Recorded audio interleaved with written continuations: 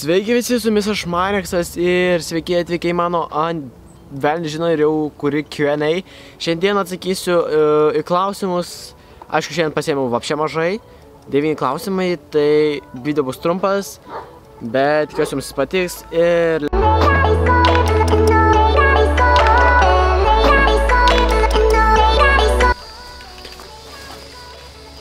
Ir šiandien atsakinėsiu klausimus su... Danieliu. Boj, žodžiu, tai turiu 9 klausimus, 3 tau ir visus kitus man, žodžiu. Boj, pradedam ir kur klausimai pala.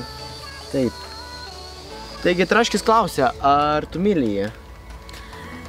Traški, atsiprašau, bet aš tave nemyliu. Okay, anyway, next question eina nuo Gerdas Praka. Ką manai apie šių metų Lietuvos Eurovizijos pasirodymą?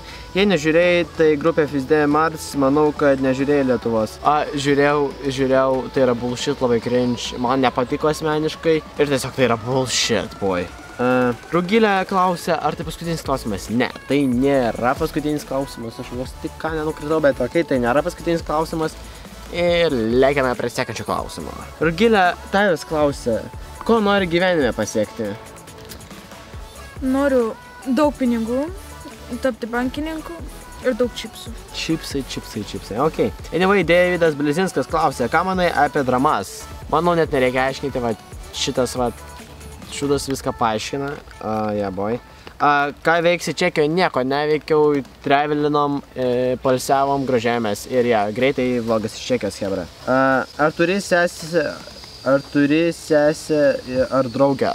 Sesės neturiu, bet draugų tai turiu daug. Dėl ko tu toks malėt? Nežinau, toks gimiau, boj. Ar aš papuoliau į video? Taip, Foniksai, tu papuoliai į mano naują video, boj. 6, ar tikrai? Taip, tikrai papuoliai, nepergyvenk, papuoliai. Šiauriautas The Phonics. Phonicsą subinam dabar visi Phonicsą ir hebra jo. Linkiu daug sėkmės, Phonicsai. Lukas Astrovskis klausia, kaip reaguotum jei ryte atsikėlęs, sužinotum, kad tave subino, nu gerai, spritau, subino 2000 žmonių.